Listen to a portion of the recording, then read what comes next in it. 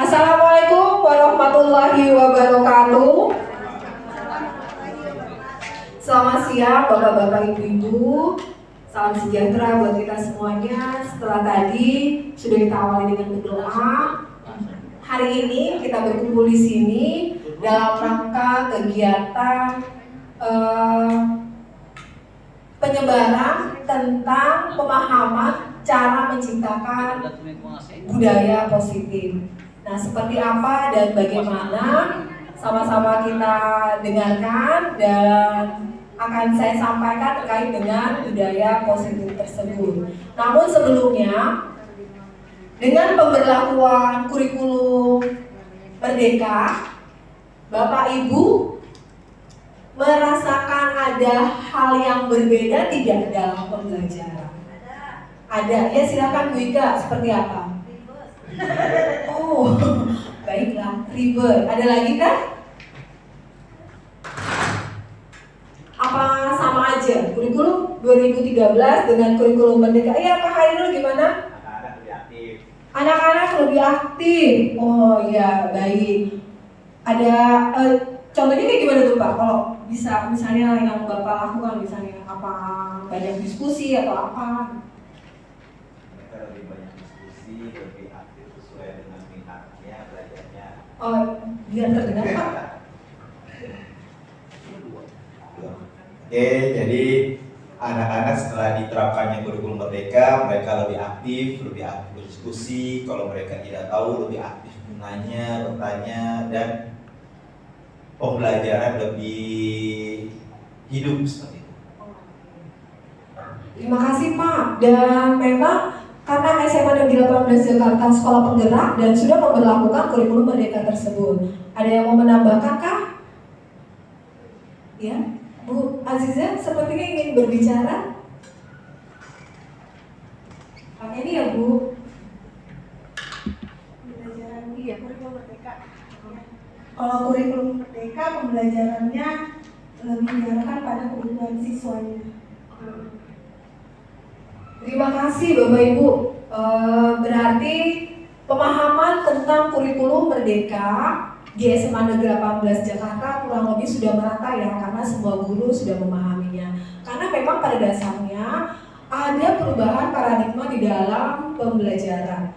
Saya sebutkan dulu ya. Nanti seperti ini materi-materi yang akan saya sampaikan, ada perubahan paradigma belajar, kemudian ada disiplin positif, motivasi perilaku, kebutuhan dasar, posisi kontrol, kemudian ada keyakinan kelas dan segitiga restitusi.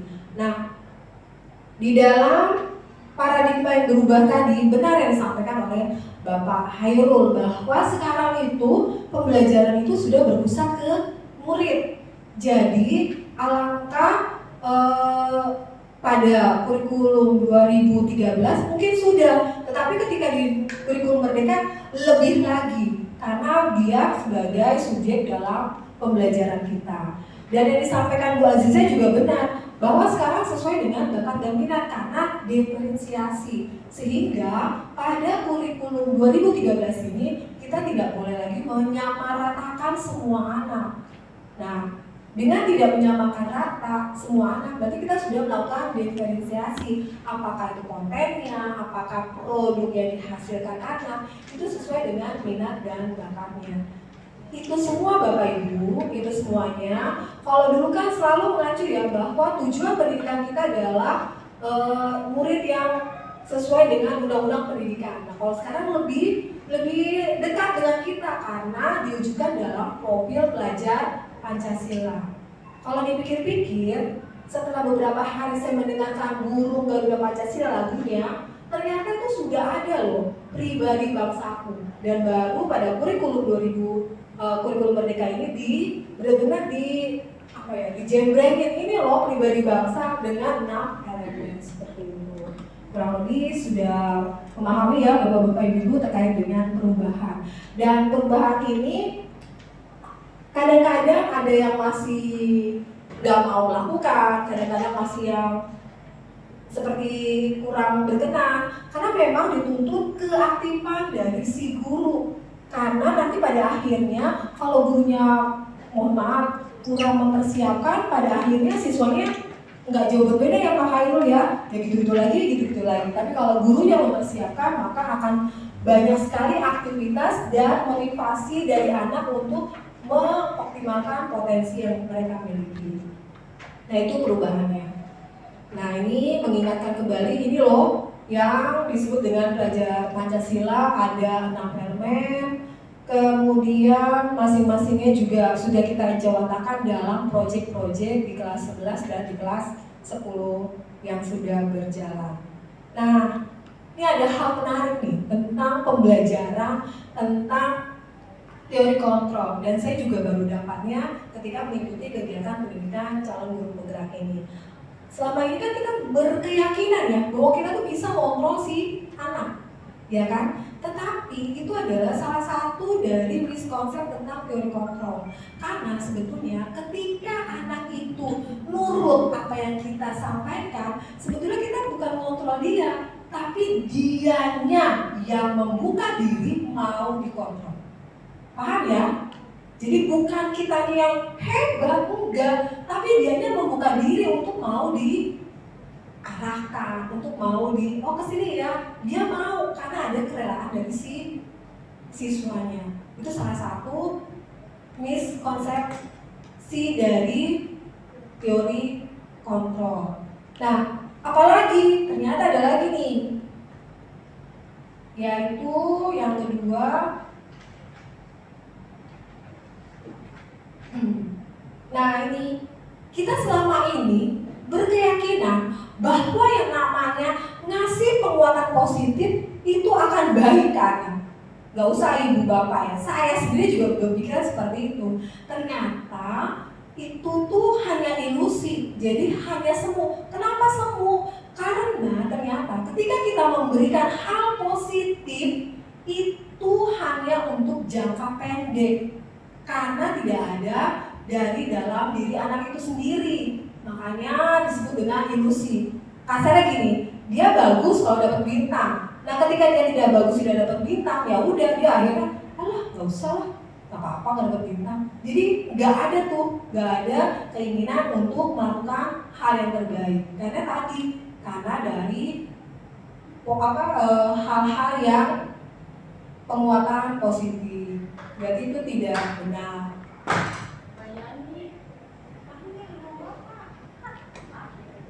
Ya, selanjutnya nggak apa-apa Bu Yani. Nah selanjutnya ada ilusi yang ketiga. Ilusi yang ketiga itu adalah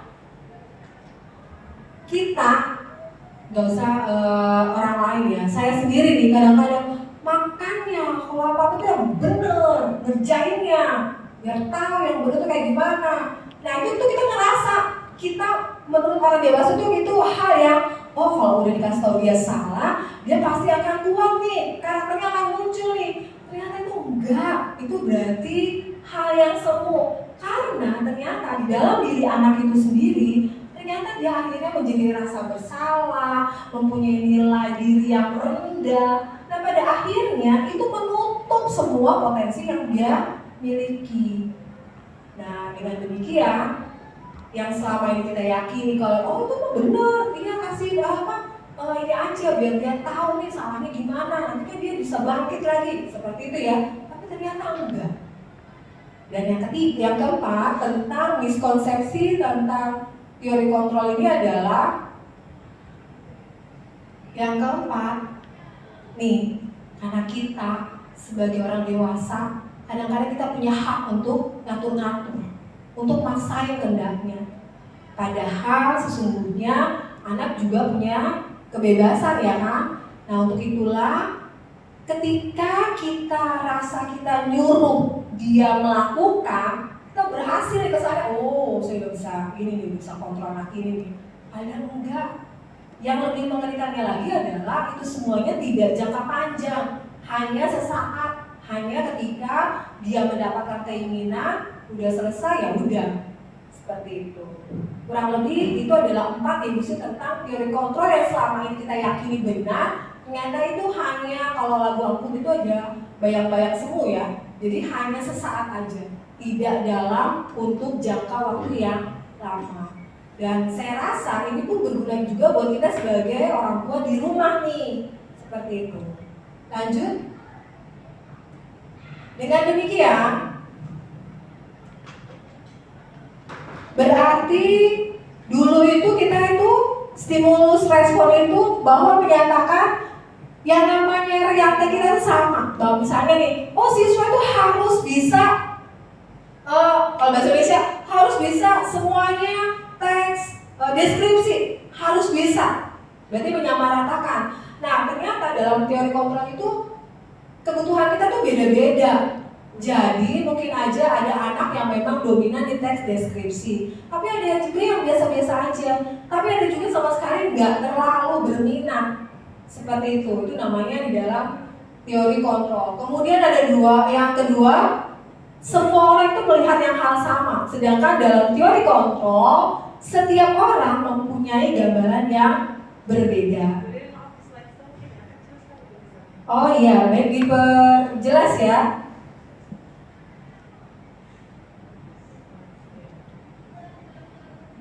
Begini kan? Ya, terima kasih Bu Lia atas sarannya. Nah yang ketiga, di dalam teori stimulus respon itu kita mengubah orang bersama agar berpandangan sama dengan kita. Nah tetapi di dalam teori kontrol bahwa kita itu berusaha memahami setiap orang terhadap tindakan-tindakannya atau persoalan-persoalannya. Nah ini yang membedakan ya. Jadi kalau dulu yang namanya atau teori dalam stimulus respon itu kita tuh bisa kontrol orang. Padahal kita hanya berusaha untuk memahami pandangan dari apa yang dia pahami atau yang dia yakini.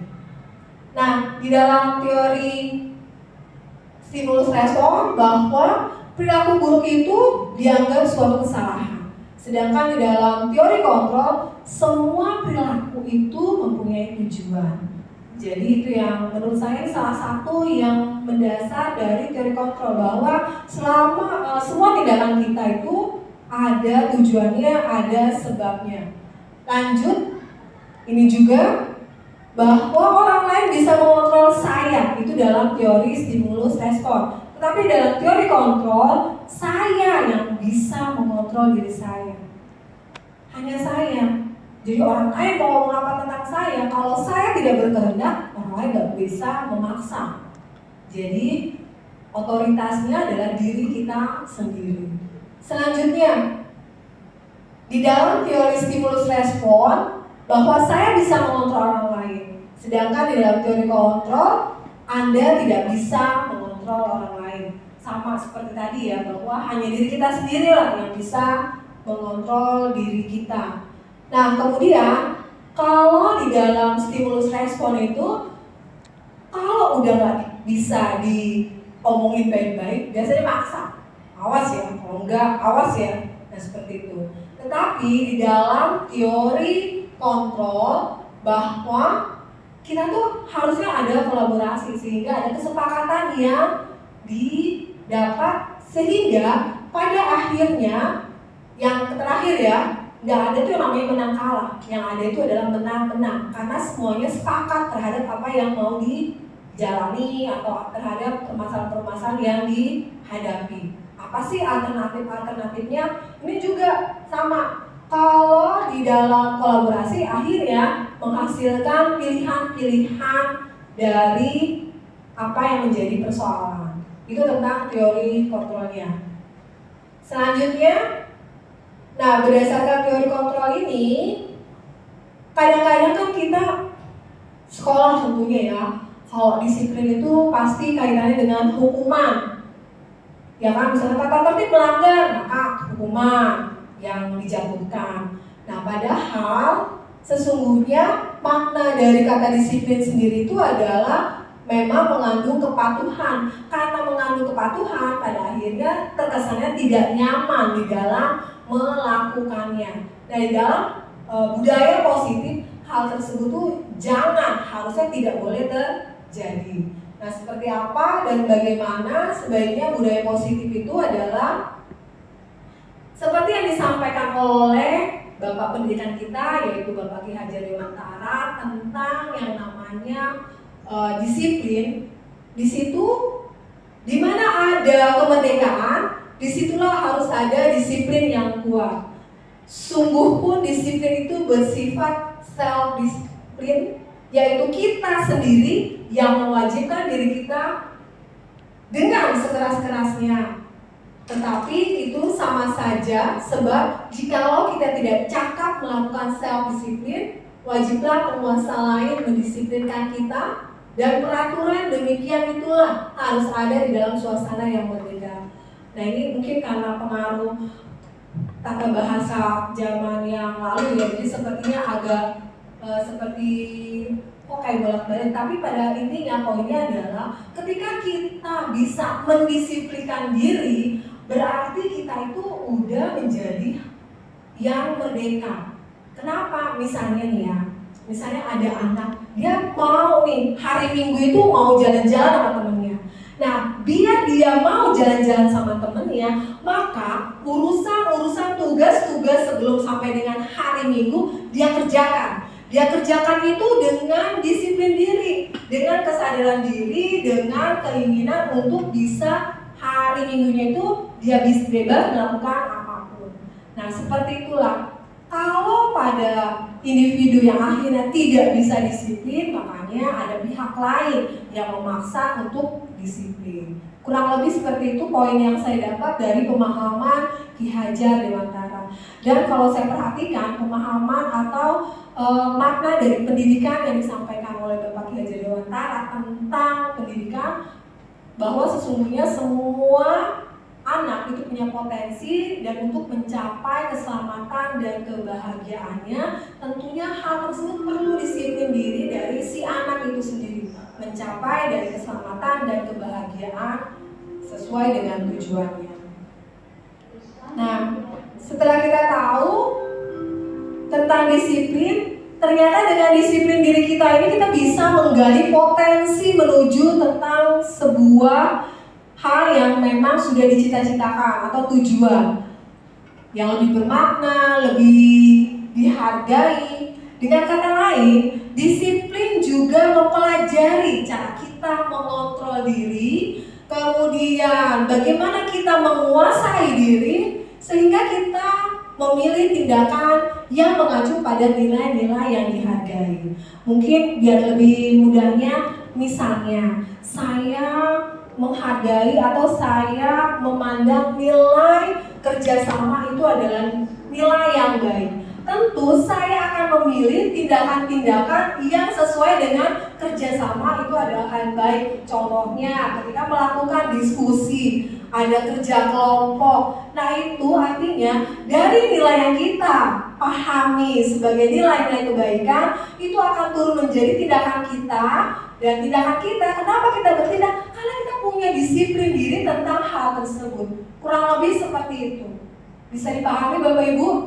Misalnya nih, guru, bahwa yang namanya disiplin waktu itu penting. Makanya tindakan kita datang tepat waktu. Nah, itu adalah sebagai usaha kita menjunjung nilai kita hargai tersebut. Kurang lebih seperti itu dari pemahaman kalimat ini. Dengan kata lain, mereka yang mempunyai disiplin diri, maka mereka itu akan bertanggung jawab atas apa yang mereka lakukan. Akan bertanggung jawab. Sehingga nilai-nilai yang dia miliki secara universal itu bisa terlihat dari perilakunya, dari ucapannya, dari yang kita lihat ketika berinteraksi dengan orang lain. Ya, jadi secara kesimpulan kita akan melihat nih, kalau perilakunya misalnya yang dia mah kalau misalnya ngomong suka rebutan atau misalnya kurang menghargai teman, nah kita bisa tarik tuh benang merahnya. Mungkin nilai-nilai inilah yang dia hargai sebagai hal yang baik. Padahal bukan seperti itu. Misalnya kurang lebih seperti itu contohnya. Nah, tentang nilai-nilai kebaikan. Jadi nilai-nilai kebaikan itu Bapak Ibu adalah nilai-nilai yang tidak ada urusannya dengan agama, tidak ada urusannya dengan suku, tidak ada urusannya dengan umur, tidak ada urusannya dengan hal-hal bangsa, negara, nggak ada. Tapi itu biasanya berlaku di seluruh dunia. Contohnya misalnya tentang kejujuran. Pasti semua negara, semua agama itu setuju tentang kejujuran. Kurang lebih seperti itu tentang nilai-nilai kebajikan.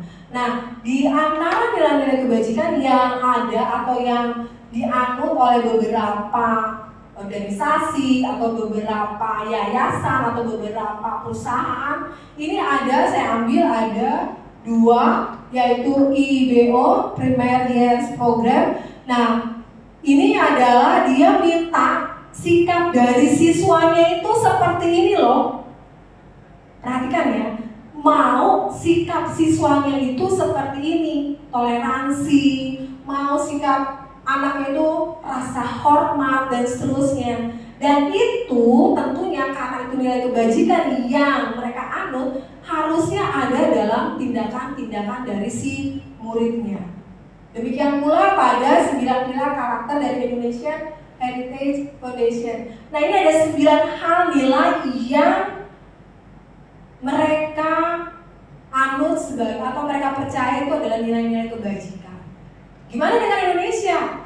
Nah, Indonesia dengan kegiatan atau pemberlakuan kurikulum merdeka, maka Indonesia juga punya nilai-nilai kebajikan tersebut yang dirangkum dalam profil pelajar Pancasila. Seperti apa? Mungkin juga Bapak Ibu sudah tahu ya, ada 6 dimensi profil pelajar Pancasila. Yang pertama itu adalah beriman, bertakwa kepada Tuhan Yang Maha Esa, dan berakhlak mulia. Kalau saya lihat atau kita baca bersama, ternyata di dalam beriman dan bertakwa kepada Tuhan Yang Maha Esa itu nggak cuma hubungannya dengan Tuhan, tetapi lebih luas lagi. Di situ tentang akhlak siswa di dalam beragama, tentang akhlak kita manusia secara pribadi, kepada alam, kepada negara, kepada manusia dengan manusia. Jadi kalau menurut saya, seandainya semua anak Indonesia nantinya menjadi pemimpin, kalau memiliki dimensi ini, tentu Indonesia akan lebih baik tentunya. Karena mikirin tuh alamnya gimana, mikirin pergaulan dengan sesamanya gimana, mikirin tentang kita tuh harus beragama seperti itu. Nah, ini dimensi tentang yang pertama. Nah, untuk kebajikan yang kedua, dimensi yang kedua adalah berkebinekaan global. Nah, perhatikan di dalam kebinekaan global ini adalah mengenal dan menghargai budaya, komunikasi dan interaksi antar budaya, refleksi dan tanggung jawab terhadap pengalaman bineka dan keadilan sosial. Nah, diharapkan putra-putri kita, siswa-siswi Indonesia pada akhirnya memiliki dari yang namanya dimensi ini, sehingga di dalam berinteraksi dengan negara manapun tidak ada rasa minder, ya kan, bisa menghargai seperti itu. Dan juga gotong royong. Di dalam gotong royong dimensi elemennya adalah tentang kolaborasi, kepedulian, berbagi. Bapak Ibu, bisa dibayangkan jika anak-anak Indonesia mempunyai nilai-nilai ini dalam kehidupannya, insya Allah nggak ada tuh orang miskin di Indonesia, ya kan? Karena dia mau berbagi, dia peduli, dan mau berkolaborasi dalam menjalankan kehidupannya. Lanjut, mandiri. Nah, ternyata mandiri nggak cuma tentang melakukannya hanya sendiri. Ternyata meregulasi diri itu masuk ke mandiri. Nah, ini kan sesuatu hal yang menurut saya ini adalah hal yang pokok. Ketika orang itu sudah dapat mengatur dirinya dengan baik, tentunya akan bisa diatur juga, mengatur juga, sehingga ya tadi mungkin 2045 ya, ketika anak-anak yang sekarang adalah siswa SMA dan mempunyai nilai-nilai yang baik, tentunya bisa lebih baik 1000 kali persen kali ya bangsa Indonesia, sehingga menjadi bangsa yang diperhitungkan. Nah, lanjutnya itu adalah bernalar kritis. Kalau menurut saya ini luar biasa ya yang merumuskan tentang elemen ini, karena juga memikirkan tentang bernalar kritis. Karena kalau kita lihat sekarang ini banyak sekali anak-anak yang gampang di dalam mempercayai semua informasi, dan di dalam pelaksanaannya atau di dalam elemen Pancasila ini, elemen dari profil pelajar Pancasila, kita tuh diminta menghantarkan anak-anak mempunyai kemampuan ini. Kemampuan apa? Yaitu kemampuan agar mereka memperoleh dan memproses informasi, gagasan, menganalisis dan mengevaluasi, dan terakhir merefleksi dan mengevaluasi pikirannya sendiri. Coba luar biasa, merefleksi pikirannya sendiri. Ini bagus nggak ya kalau saya ngomong ini pengaruh nggak ya dengan hal lainnya. Ini luar biasa sekali. Dan lanjut ke kreativitas. Kreativitas itu adalah yang menghasilkan gagasan-gagasan original. Jadi yang asli, yang memang dia buat sendiri dan menghasilkan karya yang original, serta ini yang menurut saya sangat baik, sangat harus kita kembangkan di anak-anak Indonesia, yaitu tentang keluasan dalam berpikir. Jadi enggak kaku, misalnya gini nggak bisa udah, tetapi dengan kita kembangkan dalam pembelajaran kita tentang keluasan berpikir, mencari alternatif, nah itu luar biasa nantinya akan menghasilkan sebuah generasi yang memang berpikirnya itu holistik ya, nggak cuma satu arah tapi dari macam-macam sudut pandang. Itu tentang nilai-nilai kebajikan. Nah, nilai-nilai kebajikan ini akan bisa dilaksanakan oleh kalau di sekolah ya guru, ya tata usaha, ya siswa, itu terkait dengan motivasinya, motivasi yang dimilikinya. Menurut dari di buku Science of Moral ya, saya dilupakan tentang penulisnya, itu ada menyebutkan tentang level-level motivasi dari manusia. Ada 3 level di sini. Yang pertama itu adalah level yang pertama, kita melakukan sesuatu itu karena untuk menghindari ketidaknyamanan atau hukuman. Itu kalau kita melakukan hal sesuatu karena alasannya seperti ini, berarti kita levelnya level 1.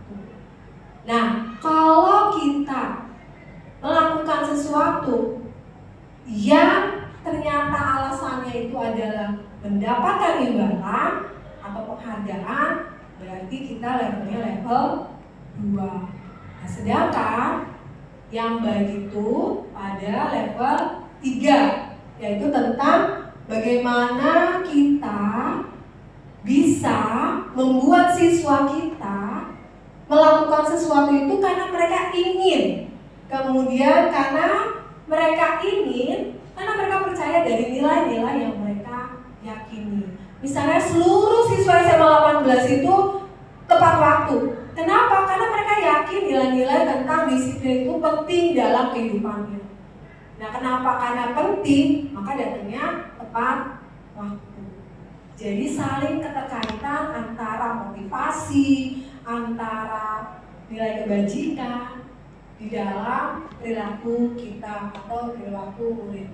Sehingga diharapkan siswa ketika bertingkah laku, ketika berperilaku atau interaksi itu bukan tentang imbalan, bukan tentang penghargaan.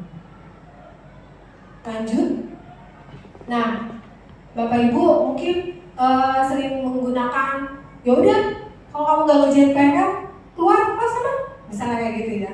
Nah itu sebetulnya konsekuensi atau hukuman? Gimana Bapak Ibu? Konsekuensi atau hukuman? Ya, Bu Lia, hukuman. Karena kalau hukuman itu biasanya sepihak ya, dari satu pihak aja. Misalnya guru atau misalnya biasanya berwenang ya, yang lebih kuasa lebih tinggi. Nah itu hukuman karena sepihak dan biasanya saat itu juga. Nah kalau konsekuensi ada kesepakatan tuh antara guru dengan murid misalnya. Berarti kalau tidak ada yang mengerjakan nanti seperti ini ya. Dan itu biasanya di awal tahun dilakukan. Jadi bisa dipahami ya. Nah, kadang-kadang walaupun menurut kita bercanda, ternyata itu mempengaruhi psikis dari anak itu sendiri. Kamu emang biasa nih, gak pernah bawa buku nih, dasar. Walaupun kayak gitu Bapak Ibu, kita nggak tahu dalam hatinya anak-anak seperti apa. Apakah menyakiti atau tidak. Nah, kenapa? Karena itu akan mempengaruhi dari motivasi dia bertindak. Ketika motivasinya bertindaknya supaya tidak kena hukuman, supaya tidak kenyamanan itu dia tetap nyaman, makanya dia ngerjain. Tapi itu balik lagi, hanya temporal, hanya sementara. Nah, kita nggak mau kan ya. Tadi saya bicara tentang hidroponik nih sama Bu Nani. Nah, Bu Nani memang ada salah satu siswa kita yang cukup aktif dan baik, namanya Manda ya, kelas 12 MIPA. Nah, ketika Bu Nani menyampaikan anak-anak itu yang lainnya itu ngikutin Manda, kata saya, Bu, memang kita harus membuat itu seperti Manda, dalam pengertian punya motivasi intrinsik, motivasi dalam yang ketiga tadi ya, dari dalam. Sehingga walaupun dia kelas 12 tetap mau membantu, tetap mau melakukan kegiatan hidroponik itu tanpa ada paksaan. Nah, kurang lebih seperti itu. Nah, tadi kalau konsekuensi itu yang tadi disampaikan ada kesepakatan. Biasanya tata tertib sekolah dirumuskannya itu kan dengan siswa, guru, orang tua ya yang pernah dilakukan di SMA Negeri 18. Jadi kurang lebih paham ya Bapak Ibu ya antara hukuman dengan konsekuensi. Berarti sekarang nih mulai agak ngeh nih ketika saya ngomong ke anak, ini saya konsekuensi atau hukuman ya seperti itu. Jadi harus lebih mawas diri lah kalau dibilang ya. Sehingga karena tadi kalau hukuman akhirnya merendahkan anak sehingga menilai dirinya anak itu jadi rendah. Oh saya gak berharga, oh saya kurang, oh saya itu. Nah kalau punya hal seperti itu ada dalam dirinya, yang ada potensinya malah gak bisa berkembang. Baik, nah selanjutnya terkait dengan motivasi tadi sudah ada 3 motivasi. Ternyata kita itu di dalam hidup, setiap manusia itu ada 5 kebutuhan dasar hidup manusia. Ya, 5 kebutuhan dasar manusia ini. Yang pertama itu adalah bertahan hidup. Contohnya seperti makan, minum, tidur. Nah itu adalah contoh dari bertahan hidup. Cinta kasih dan kasih sayang. Nah terkait dengan penerimaan, diakui seperti itu.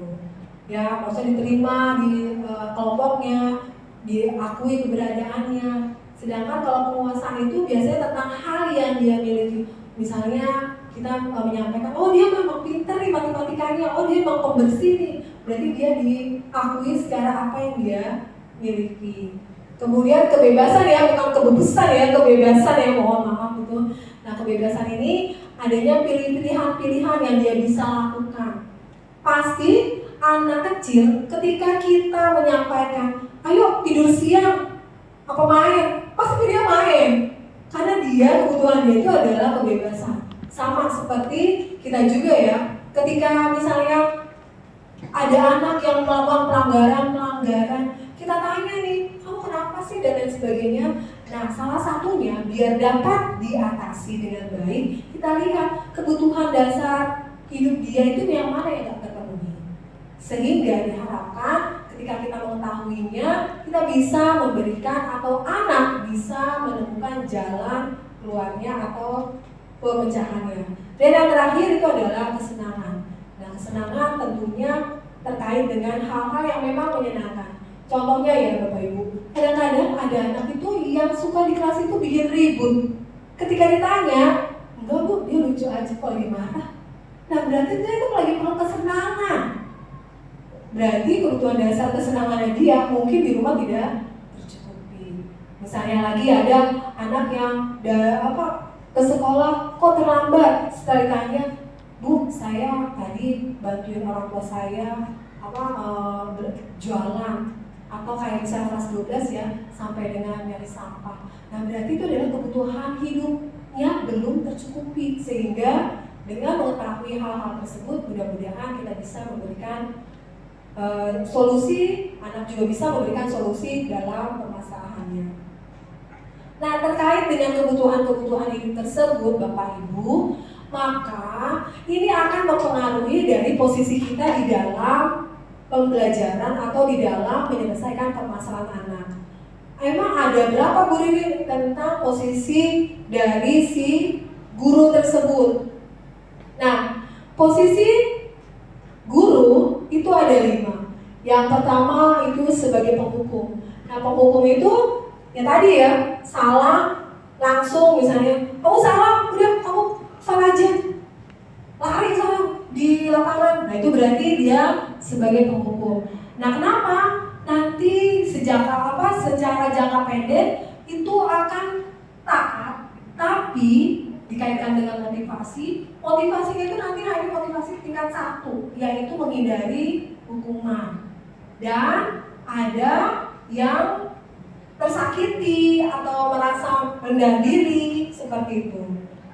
Kemudian yang kedua, terkadang kita itu seperti ini ya, tapi kita tidak merasa, yaitu membuat rasa bersalah ya, bukan bersalah. Tuh kan, kamu sih nulisnya nggak benar. Coba yang benar. Kelihatannya halus, tapi sebetulnya itu memberikan efek psikis juga ke anak. Yaitu dia merasa bersalah, nggak berharga, secara psikisnya akhirnya udahlah, nggak usah lah. Akhirnya nutup semua hal-hal yang baik tentangnya. Nah, itu ketika kita memberikan rasa bersalah atau memposisikan kita sebagai pemberi rasa bersalah. Nah, dari sekarang ketika kita bertindak, sekarang kita harus pahami, oh saya sekarang apa ya? Posisi saya apa nih? Apakah saya rasa bersalah atau saya sebagai penghukum? Nah, mudah-mudahan setelah adanya penyampaian ini, Bapak Ibu bisa memilih yang paling tepat seperti apa. Lanjut yang ketiga. Nah, yang ketiga sama ya, kalau yang ke-1, ke-2 ini ujung-ujungnya anak itu hanya mempunyai motivasi yang eksternal. Yaitu eksternal itu apa tadi? Yang menghindari hukuman, yang mendapatkan penghargaan, hanya seperti itu. Dan sifatnya itu sementara, tidak jangka panjang. Kalau yang ketiga ini apa? Tentang teman. Nah, tentang teman, misalnya nih, mungkin di antara Bapak Ibu ada yang pernah, kamu kenapa nih? Ngelihat anak yang bermasalah, kamu kenapa? Oh iya Bu, saya ini Bu mau bikin surat, tapi misalnya detailnya begitu. Yaudah, nanti sama Ibu aja. Nah, itu sebetulnya itu sebagai teman. Tapi jeleknya Bapak Ibu, emang si anak jadi tidak tersakiti, anak menjadi tidak merasa rendah. Tapi tidak baiknya itu adalah anak akan mengandalkan, ya, tidak ada kemandirian di dalam si anak. Sehingga hal tersebut juga nantinya motivasinya bukan motivasi dari dalam atau level 3, tapi motivasi pertama atau motivasi kedua. Nah, selanjutnya adalah pemantau. Pemantau itu yang terkait dengan konsekuensi. Jadinya kalau kamu begini melanggar, konsekuensinya seperti ini. Kalau tadi hukuman itu tidak ada kesepakatan, tetapi dalam konsekuensi atau pemantau itu ada kesepakatannya dulu. Nah, si guru posisinya itu adalah kamu, misalnya ada anak yang bersalah, kamu kan gak ngerjain PR. Konsekuensinya apa? Misalnya 3 kali nulis, ya udah silakan kerjakan. Jadi di situ berdasarkan dari kesepakatan yang sudah dibuat. Dan biasanya sama, ini juga akhirnya menimbulkan motivasi yang masih motivasi eksternal, bukan dari motivasi diri sendiri anak untuk melakukan hal-hal yang baik. Sedangkan posisi yang kelima adalah manajer. Manajer ini adalah Bapak Ibu membuat atau membantu siswa di dalam menemui permasalahannya, tapi mengajak nih biar siswa tersebut pada akhirnya menemukan jalan keluarnya, menemukan Oh, berarti saya harus gini ya Bu. Oh, saya pilihannya seperti ini ya Bu. Dan bukan guru yang memberikan solusinya. Jadi harus si murid sendiri. Dan biasanya ini sebetulnya sih sudah diterapkan di BK ya. Kalau saya tahu itu katanya diterapkan di guru-guru BK ketika menemui anak-anak yang bermasalah. Dan alangkah baiknya jika semua guru yang mengajar ketika menemui anak yang bermasalah bisa membantu dia memecahkan masalahnya dengan pilihan-pilihan solusi yang mereka sendiri temui. Kenapa? Karena itu akan jangka panjang manfaatnya. 1, percaya diri, 2, tanggung jawab, dan yang ketiga, menumbuhkan motivasi internal untuk melakukan hal-hal baik dalam hidupnya. Sehingga dia yakin nih, kalau saya begini, berarti yang dirugikan tuh gak cuma saya, orang lain juga dirugikan. Sehingga alangkah baiknya dari 1, 2, 3, 4, 5 ini, yang mana Bapak Ibu posisi yang baik? Manajer atau yang ke-5, betul sekali. Dan mudah-mudahan guru SMA Negeri 18 secara berlahan bisa melakukan hal ini sehingga semua anak SMA Negeri 18 Jakarta ketika punya masalah dengan tanggung jawab dan percaya diri bisa menemukan solusinya yang terbaik bagi dirinya. Itu tentang 5 posisi kontrol guru. Selanjutnya tentang keyakinan kelas. Bapak Ibu mungkin pernah mendengar tentang peraturan atau tata tertib ya. Nah, kita di sini menggunakan tentang keyakinan kelas. Keyakinan kelas itu apa sih? Yang kurang lebih berisi tentang nilai-nilai kebajikan yang disepakati oleh warga kelas. Misalnya ketika saya mengajar di kelas 12 bahasa, ya berarti saya dan siswa kelas 12 bahasa membuat kesepakatan kelas. Isinya apa? Isinya tentang nilai-nilai kebaikan. Nah, gimana sih caranya dan seperti apa? Dan caranya itu adalah pembuatan kesepakatan kelas itu melibatkan semua warga kelas. Kemudian keyakinan kelas hendaknya tidak terlalu banyak, tapi kurang lebih minimal 3, maksimal 7 tentang nilai-nilai kebajikan tersebut dan menggunakan kalimat positif. Apalagi bahwa keyakinan kelas itu diterapkan di lingkungannya.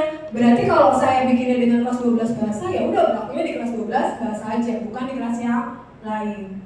Kemudian perlu adanya tinjauan tentang keyakinan kelas. Jadi itu nggak mutlak, bisa berubah sesuai dengan kebutuhan. Misalnya, oh Bu sekarang ini udah nggak sesuai, bisa kita buat kembali keyakinan kelas tersebut. Dan keyakinan kelas ini sebaiknya dibuat ketika awal pelajaran. Jadi ketika nanti memasuki minggu kedua, minggu kelima atau bulan berikutnya sudah bisa menunjukkan tindakan-tindakan yang sesuai dengan nilai-nilai kebajikan yang disepakati atau yang dipercayai. Nah, ini adalah tahapan-tahapannya. Pertama kita membuka juga ruang diskusinya. Misalnya semua anak nih nulis apa tentang kesepakatan kelas kamu, misalnya seperti itu.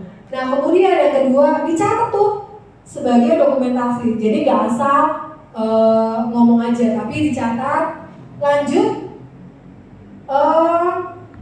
membuat keyakinan ya. Setelah catatan-catatan itu, kalau ada kalimat-kalimatnya yang negatif, itu diubah menjadi positif. Nah setelah itu baru tentukan keyakinan nilai positif apa sih atau nilai kebajikan apa sih yang terkandung di dalamnya. Nah setelah tersebut dari nilai-nilai keyakinannya tinjau lagi, ini sesuai nggak ya dan lain sebagainya. Kemudian tanda tangan. Kenapa perlu tanda tangan? Karena biar semua anggota warga kelas tersebut paham dengan nilai yang mereka percayai sebagai kesepakatan bersama. Dan setelah itu panjang. Sehingga ketika anak-anak itu bermasalah, kita langsung bilang, kan kesepakatan kelas kita seperti ini. Kamu tindakannya kok berbeda? Menurut kamu gimana? Sebaiknya gimana? Dan ketika dia, karena dia juga ikut membuatnya, akan bertanggung jawab, oh seharusnya seperti ini dan lain sebagainya. Nah ini contoh dari nilai-nilainya ya, nilai-nilai kesepakatan kelas. Ya seperti inilah contoh-contoh nilai-nilai kesepakatan kelas. Misalnya nilai tentang hormat.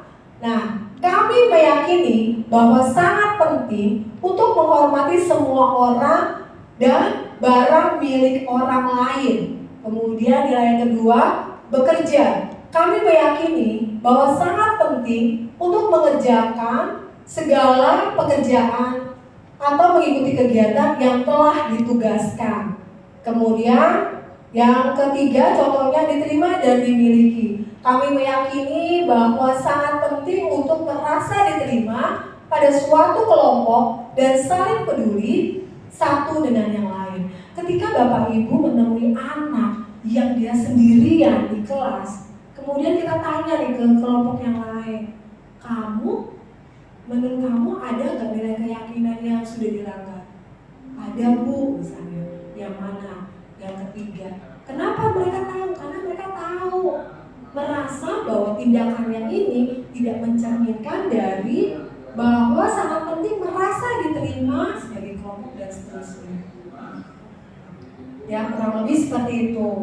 Nah, dengan kita tahu nilai-nilainya, kita tahu, kita jabarkan dalam kalimat, kemudian kita jabarkan lagi nih Bapak Ibu, sehingga nanti anak semakin ngerti tanpa harus kita suruh-suruh lagi. Yaitu seperti ini. Kalau hormat itu gimana sih perilakunya? Nah, misalnya kalau akan tampak berbicara sopan. Kemudian akan tampak mengembalikan barang yang dipinjam, seperti itu. Nah, tidak tampaknya gimana? Tidak tampaknya misalnya berkata kasar. Nah, ketika ada anak yang ngomong kasar, kita bisa langsung mengembalikan, kamu ini enggak sesuai enggak sama kesepakatan kelas? Oh enggak, yang mana? Yang menghormati. Kenapa? Saya ngomongnya kasar, seperti itu. Nah, itu namanya dengan kita mengurai dari tadinya pendapat, kemudian disaring menjadi nilai-nilai kebajikan. Nilai-nilai kebajikan akhirnya diterapkan di dalam perilaku-perilaku, sehingga diharapkan semua anak akan memahami. Dan ini contohnya ya, contoh berarti terdengarnya seperti apa, kemudian berperilakunya seperti apa di dalam yang namanya tadi hormat. Oh, dia terdengarnya berarti yuk saya bantu. Nah, itu adalah perilaku-perilaku yang dicerminkan dari nilai yang dia percayai sebagai nilai menghormat tadi. Kurang lebih seperti itu Bapak Ibu. Dan karena kita sudah punya nilai-nilai kebaikan, maka akan ada tanggung jawab dari kita maupun murid. Oh, berarti kalau murid tanggung jawabnya ini. Oh, berarti guru tanggung jawabnya ini. Berarti murid nggak boleh begini, guru nggak boleh seperti ini. Nah, dari situ coba Bapak Ibu bayangkan kalau semuanya itu terdeskripsi dengan baik. Pasti anak pun ketika kita memberikan misalnya teguran atau mengingatkan, dia tidak sakit hati. Karena sama-sama kok buatnya, sama-sama memahaminya seperti itu. Dan selanjutnya, mohon maaf ya karena memang ini banyak materinya, restitusi. Restitusi ini adalah mengembalikan atau merupakan membantu siswa yang bermasalah di dalam menemui jalan keluarnya atau solusinya. Sehingga seperti yang disampaikan oleh dosen, restitusi adalah menciptakan kondisi bagi murid untuk memperbaiki kesalahan. Jadi siswa tahu nih dia salah, kemudian mereka dapat kembali ke kelompoknya, tidak dikucilkan. Biasanya kan seperti ini ya, kalau ada siswa yang terlambat, kemudian biasanya tuh di kelas, lu terlambat ya, lu terlambat. Nah, itu sebetulnya adalah bentuk pengucilan. Nah, di dalam restitusi diharapkan itu tidak terjadi. Sehingga restitusi itu membantu murid Sehingga mereka mempunyai tujuan, disiplin positif dan memulihkan dirinya setelah berbuat salah. Jadi penekanannya itu bukan perilaku yang menyenangkan, tetapi penekanannya itu adalah bahwa si murid itu meyakini nilai-nilai yang sudah dipercayai dalam kesepakatan kelas, sehingga dia bisa menjadi individu yang bertanggung jawab. Kenapa? Dari nilai-nilai yang dia yakini. Lanjut. Dan ini adalah contoh dari segitiga restitusi. Langkah-langkahnya seperti ini. Ada langkah-langkah menstabilkan identitas, kemudian memvalidasi tindakan yang salah, menanyakan keyakinan. Nah, menanyakan keyakinan ini adalah tadi keyakinan yang ada di kesepakatan kelas. Jadi ketika kamu tahu nggak ada hal yang kamu langgar dari kesepakatan kelas? Tahu? Oh iya Bu, yang nomor 3 misalnya seperti itu. Jadi ini bisa kita lakukan jika memang kita sudah punya kesepakatan kelas. Dan semua harus paham, harus tahu dengan kesepakatan kelas tersebut. Sehingga kita, guru, tugasnya itu adalah membimbing mereka untuk memperbaiki kesalahannya. Karena ini akan mempunyai jangka panjang terhadap karakter yang mereka miliki. Tentunya terkait dengan motivasi level 3 tadi, yaitu bisa dari dalam diri sendiri karena nilai-nilai yang dia yakini. Nah, ketika kita bertanya kepada anak, ketika kita menanyakan apakah dia salah atau dan lain sebagainya, mohon diperhatikan nih, karena kadang-kadang kita sih ngomongnya lembut ya, tapi gestur kita itu seperti intimidasi. Nah, itu juga harus dipahami, sehingga kita perhatikan letak tangan kita. Kadang-kadang tanpa sengaja, kamu sih dasar. Nah, itu walaupun kelihatannya cuma gini doang, ternyata itu udah mengintimidasi atau seperti menghakimi. Kemudian tatapan. Nah, tatapannya sih kayak biasa aja, tapi cuma dari pinggir, ya kan? Nah, itu juga kan pengaruh juga ya, anak juga ngerasa, kok gini amat, gitu kan, seperti itu. Kemudian mimik wajah. Misalnya nih, bukan saya ngambil. Masa? Cuma ngomong masa. Itu juga kan pengaruh ya, akhirnya memberikan, kayaknya gue gak percaya sama saya seperti itu. Nah, itu juga harus diperhatikan. Intonasi suara. Nah, itu tadi intonasi suara, walaupun misalnya dia nggak ngaku terus, tetap kita tuh harus sabar dengan intonasi yang wajar, tidak menyudutkan, tidak mengintimidasi. Kemudian pilihan kata. Kemarin ada kejadian Bapak Ibu, jadi ada tamu datang ke SMA Negeri 18 Jakarta dan selisih paham katanya tentang pilihan kata. Ada yang menyatakan lancang.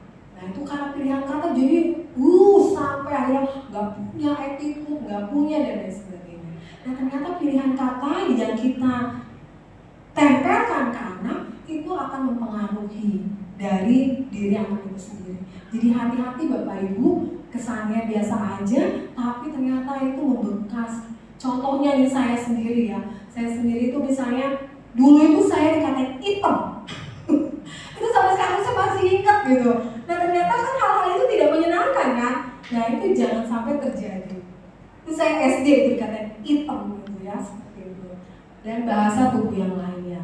Nah, mohon mulai sekarang kita pahami di dalam membantu anak menyelesaikan masalahnya, kita juga harus perhatikan tentang yang tidak dalam bentuk bahasa ini. Baik. Nah, berdasarkan dari pengalaman-pengalaman yang sudah saya lakukan, saya sudah melakukan terkait dengan budaya positif ini ada 2 hal, yaitu kesepakatan kelas dan retribusi. Dan mohon disaksikan ya Bapak Ibu ya, nanti mungkin bisa menjadi diskusi kita. Semoga bisa.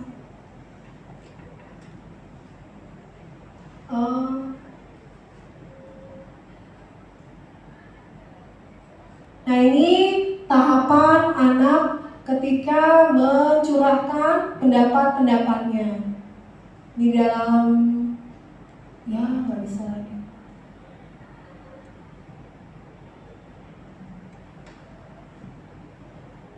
Ya, ini yang kesepakatan kelas yang saya lakukan. Ini pertama menuliskan pendapat-pendapat dari setiap anak. Jadi semua diberikan hak yang sama ketika memberikan curhat pendapatnya. Nah, di sini semua siswa diminta, kira-kira kalau mereka belum tentang kesepakatan kelas, kita sampaikan aturan kelas gimana sih biar kelas itu nyaman, misalnya seperti itu. Kita sampaikan. Setelah itu masing-masing itu menempelkan hasil dari apa yang menjadi pilihan siswa tentang peraturan tersebut. Dan setelah dari kertas-kertas kecil itu Bapak Ibu, itu saya tulis atau siswa tulis menjadi kalimat-kalimat. Menjadi kalimat-kalimat yang memang ada. Setelah itu dirangkum. Kira-kira kalau seperti ini, misalnya ada yang menuliskan jangan jorok misalnya. Berarti kan itu kalimatnya negatif ya. Makanya diubah menjaga kebersihan kelas seperti itu. Nah, setelah dituliskan dari semuanya, kita rangkum menjadi nilai-nilai kebajikan apa nih. Dan di dalam kelas yang sekarang kita lihat ini ada beberapa nilai kebajikan yang nanti dihasilkan. Dan ini terbuka ya, semua anak boleh menyampaikan. Jadi kita lebih sifatnya memfasilitasi. Kenapa? Biar anak itu bisa memiliki kelasnya, sehingga mereka melakukan kegiatan itu yang memang dari dirinya untuk kebaikan kelasnya, karena dari dia untuk dia juga. Nah, ini masih tentang ke nilai-nilai yang terkandung di dalamnya. Setelah ini baru nanti dirumuskan tentang nilai-nilai kebaikan yang ada di kelasnya. Apakah bisa dipercepat?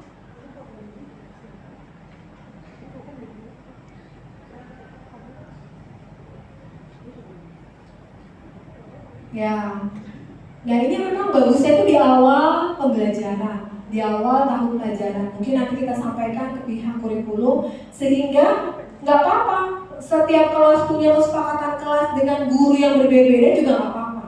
Karena dengan demikian, yang saya pahami, kalau dia merasa dia yang membuat, tentu dia akan melakukan juga hal yang dia ingin capai. Misalnya menjaga kebersihan tadi.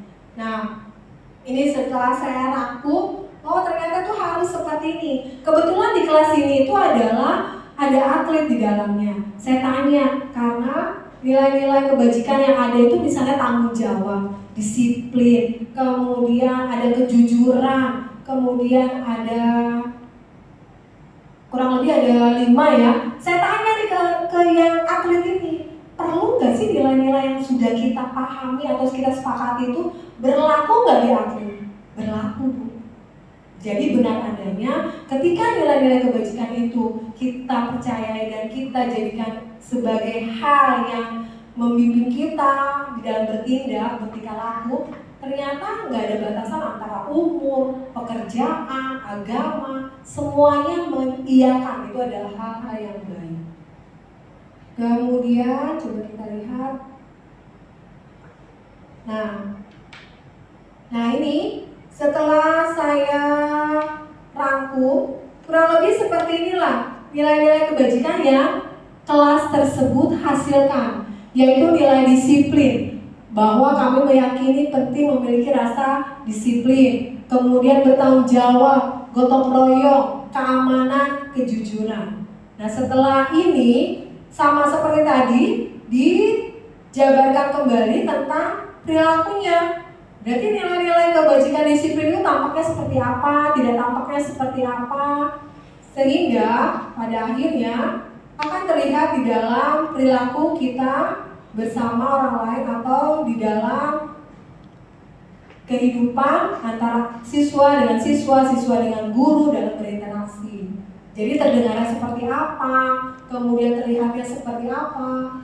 Dan yang kedua, hal yang sudah saya lakukan terkait dengan budaya positif ini adalah tentang segitiga retribusi. Nah, untuk segitiga retribusi mungkin kita carikan dulu ya, karena biar terdengar seperti apa. Sebentar ya. Baik, untuk selanjutnya adalah kegiatan restitusi yang sudah saya lakukan. Dan ini ada cuplikannya Bapak Ibu. Restitusi adalah proses menciptakan kondisi bagi murid untuk memperbaiki kesalahan mereka, sehingga mereka bisa kembali pada kelompok mereka dengan karakter yang lebih kuat. Gosen tahun 2004. Restitusi membantu murid menjadi lebih memiliki tujuan, disiplin positif, dan memulihkan dirinya setelah berbuat salah. Penekanannya bukanlah pada bagaimana berperilaku untuk menyenangkan orang lain atau menghindari ketidaknyamanan, namun tujuannya adalah menjadi orang yang menghargai nilai-nilai kebajikan yang mereka percayai.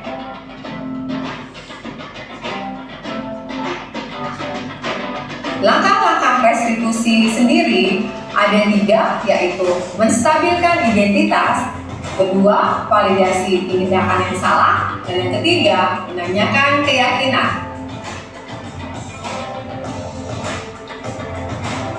Berikut skenario penyelesaian kasus 1 Muhammad Novairong kelas 12 IPS 3, yaitu tertidur saat kegiatan tadarus di kelas. Ya, Bapak Ibu, warahmatullahi wabarakatuh. Ini sebenarnya saya membawakan restitusi ya, Bapak Ibu. Hari ini saya panggil ke teman saya, kira-kira apa tahu? Saya rasa saya waktu kemarin tidur waktu jam tadarus dan ibu nggak saya tidur. Terima kasih ya sudah memahaminya.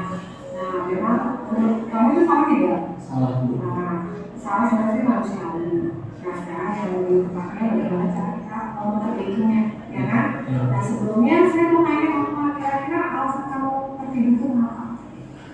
Sebelumnya mohon maaf bu, karena kemarinnya saya itu pergi dulu keluar kota. Saya baru balik ke rumah tuh agak malam bu. Nah, sehingga waktu pas pagi hari itu saya masih ngantuk. Berarti menyebabkan akhirnya tertidur. Iya bu. Oke. Nah, baik. Berarti karena pulang kabur, akhirnya kamu kecapean, masih ngantuk, jadi tertidur gitu ya. Nah, menurut Bapak dengan perilaku seperti itu ada nggak kesepakatan kelas yang kita yang kamu melanggar? Ada bu. Itu kalau misalnya kita harus harus membaca Al-Quran, apalagi di kelas saya itu kan muslim semua kan, jadi ya harus baca Al-Quran semua. Nah, nggak boleh melakukan aktivitas lain seperti bermain HP, bermain game khususnya, apalagi yang saya lakukan itu tertidur di kelas itu. Terima kasih. Nah, berarti tahu ya, Iya, salah ya. iya. Nah, sekarang kita cari solusinya ya, biar hal tersebut tidak terjadi lagi nih Iya. di kamu atau di yang berdekat kalian. Nah, menurut Bapak gimana caranya biar hal tersebut tuh nggak terjadi lagi? Yang pertama itu kalau misalnya di pagi hari saya sudah merasa ngantuk, saya segera ke toilet terus buat cuci muka dulu. Oh iya, baik. Nah, yang kedua itu ketika berpergian dan ternyata besoknya sekolah itu nyampe rumahnya jangan larut malam gitu bu. Ya, sehingga tidak menyebabkan ngantuk di pagi hari itu, menyebabkan tidur. Dan mudah-mudahan tidak terjadi lagi ya. Iya. Oke, terima kasih. Nah, saya terima kasih kalau sudah mengetahui kesalahan, kemudian mau memperbaiki, dan mudah-mudahan tadarus berikutnya akan bersemangat dan mudah-mudahan kamu jadi yang membacanya lebih tadarus. Terima kasih ya. Assalamualaikum warahmatullahi wabarakatuh. Saya Muhammad Novairong dari kelas 12 IPS 3. Setelah saya berdiskusi dengan Bu Ririn, saya merasa senang karena saya dapat mengetahui pentingnya memanage waktu agar kedepannya saya dapat mengikuti kegiatan tadarus dengan baik dan dapat meningkatkan keimanan saya. Terima kasih. Skenario penyelesaian kasus 2 Macika Al-Munaya kelas 11G membuang sampah di kelas.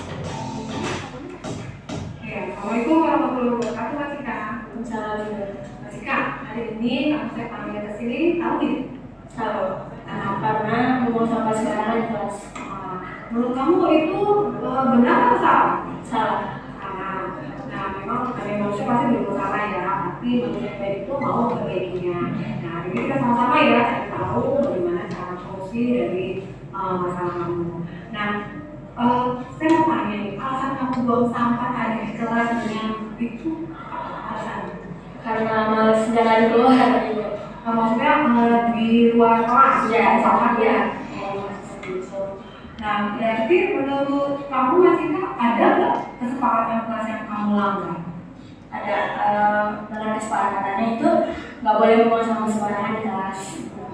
Berarti ada ya yang dilanggar ya. Nah, berarti kan kita harus cari nih solusinya biar kamu tidak melakukan hal yang sama. Nah, berarti kan perilaku kamu tidak sesuai dengan kesepakatan kelas ya. Nah, bagaimana nih cara kamu biar tidak terulang lagi kejadian seperti itu? Jadi kalau misalnya saya punya sampah itu yang menghasilkan sampah, saya bakal izin ke guru untuk izin keluar membuang sampah di tempat sampah yang kepala sekolah disediakan.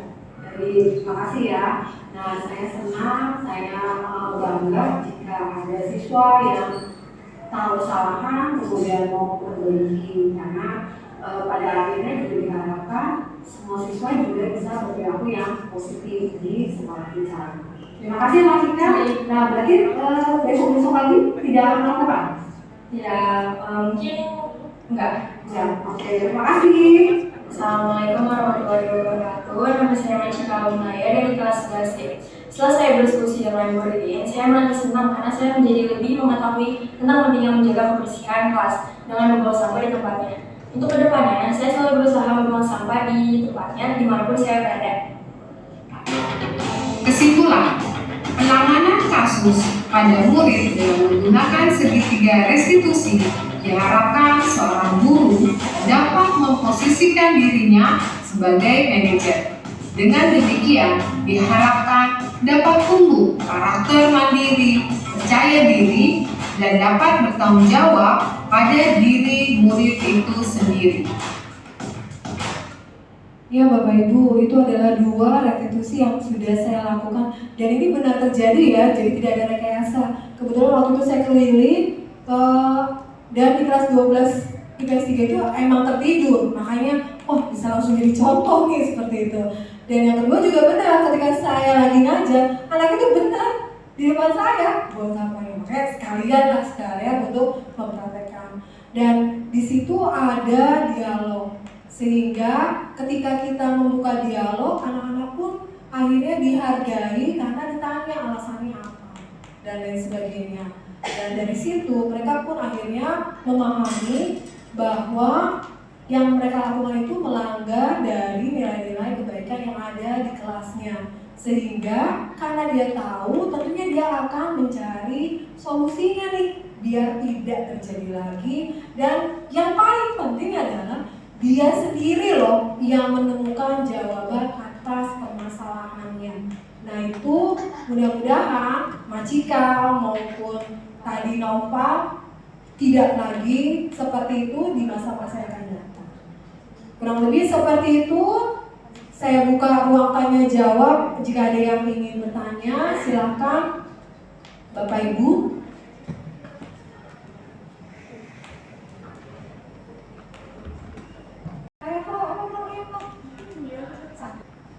Baik Bapak Ibu, demikian keseluruhan dari menciptakan budaya positif di sekolah kita.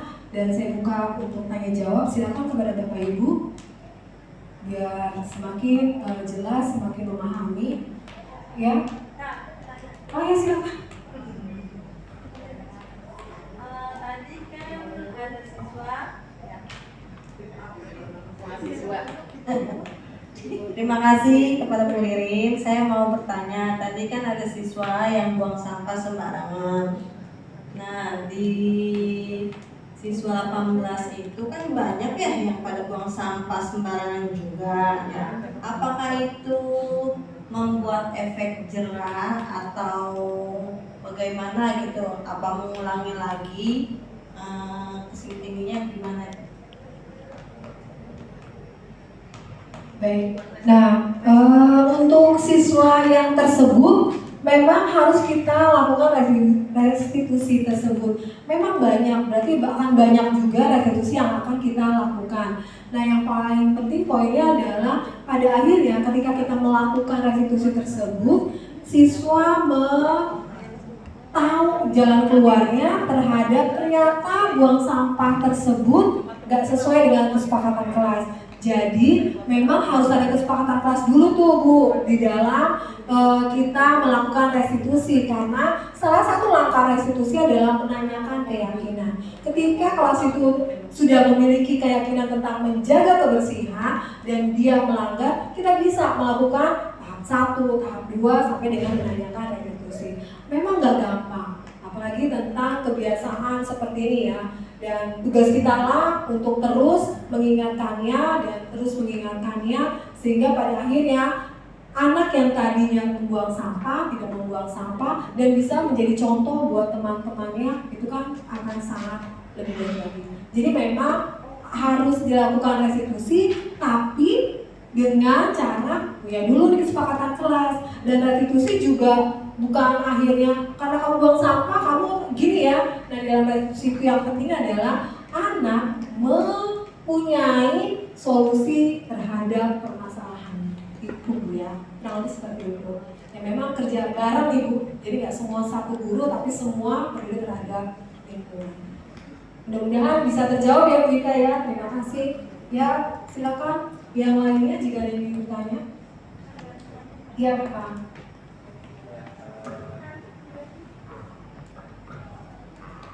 Ya, bismillahirrahmanirrahim. Nama saya Muhammad Rosadi, mengajar guru matematika. Yang ingin saya tanyakan adalah potensi untuk terjadinya pembiaran ya jika segitiga restitusi ini tidak dijalankan ya. Nah, maka dari itu generasi sekarang ini adalah generasi Gen Z ya, yang artinya memang generasi ini berbeda dengan zaman-zaman sebelumnya ya. Nah, potensi-potensi siswa tersebut akan terulang ya. Misalkan anak ini sudah dilakukan restitusi, ternyata anak ini mengulang lagi. Nah, berarti mungkin apa ada yang salah di mananya seperti itu. Mungkin itu saja dari saya. Ya, terima kasih atas pertanyaannya. Kurang lebih kenapa sih anak mengulang-ulang kasus? Padahal kita udah restitusi dan lain sebagainya. Nah, mungkin kita juga di dalam melakukan restitusi juga harus memahami tentang tadi Pak 5 kebutuhan dasar manusia. Nah, ketika mereka mengulang, ternyata kita lihat nih, oh ternyata dia itu sering terlambat biar dipanggil gurunya, biar orang tuanya tahu. Nah, dari situ kita bisa nyimpulin jangan-jangan anak ini kebutuhan dasar cinta dan kasih sayangnya kurang, sehingga yang terlihat adalah tingkah laku seperti itu untuk mendapat rasa kebutuhan tersebut. Memang yang tadi saya sampaikan enggak bakal instan, pasti akan berproses, tetapi dengan kita memahami kebutuhan dari setiap orang, mudah-mudahan hal tersebut membantu kita menyelesaikan atau membantu kita di dalam membantu siswa menyelesaikan permasalahan-permasalahannya. Jadi memang kita juga harus memahami tentang kebutuhan dasarnya seperti itu.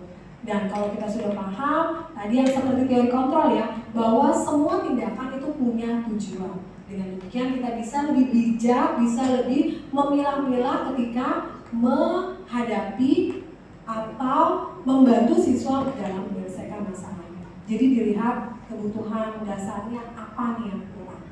Dan sehingga kita bisa lebih objektif, anak juga bisa terbuka, sehingga tadi ya lagi-lagi teori kontrol yang dihasilkan adalah win-win solution atau semuanya menang karena ada kesepakatan di dalam seperti itu. Terima kasih Pak, mudah-mudahan terjawab ya Pak. Nah, selanjutnya adakah yang mungkin terakhir ya? Ya, Prof.